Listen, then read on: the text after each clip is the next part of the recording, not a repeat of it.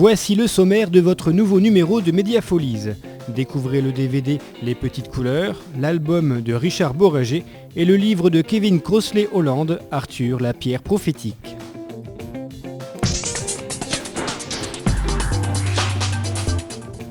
C'est le troisième long métrage de la réalisatrice Patricia Plattner que nous vous proposons de découvrir cette semaine. Les Petites Couleurs avec Anouk Grimbert et Bernadette Lafont. L'histoire est celle de Christelle, 35 ans, coiffeuse dans un petit village. Tout serait pour le mieux si le soir elle ne retrouvait un homme qui là-bas, son mari et patron. Soumise, Christelle ne récolte que des bleus à l'âme et au corps. Après une nouvelle dispute, elle se résigne à partir. Elle échoue au Galaxy Motel, tenu par Mona, truculente patronne touchée par la détresse de Christelle. Les Petites Couleurs est un film au temps chatoyant qui passe du gris au rose et au mauve dans la douceur et réussit à nous mettre du baume au cœur. Les couleurs vives et gaies, symboles de la nouvelle vie de Christelle, emplissent peu à peu l'espace par petites touches et gagnent par la même occasion les esprits. Patricia Plattner sait prendre son temps. Elle nous fait découvrir les personnages lentement mais sûrement, tranquillement au rythme de la vie. C'est ce qui nous séduit le plus dans Les Petites Couleurs, cette sensation de liberté, de simplicité qui accompagne tous les personnages. Il est avant tout comédien, mais découvrez cette semaine Richard Bohringer, le chanteur.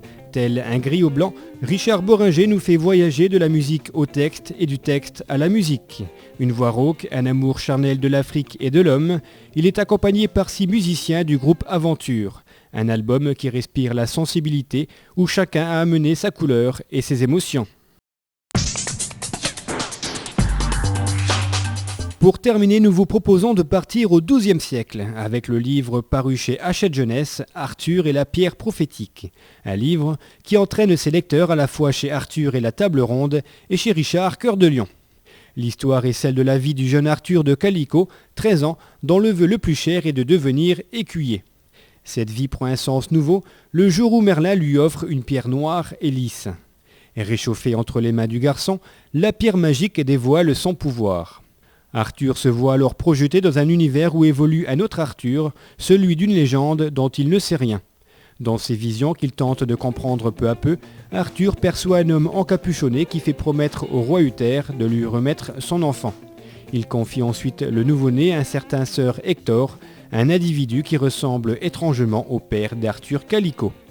Deux niveaux de narration s'entrelacent donc dans ce livre, d'un côté un récit réaliste à valeur presque documentaire, et de l'autre une histoire merveilleuse, la destinée des deux Arthurs finissant par se confondre.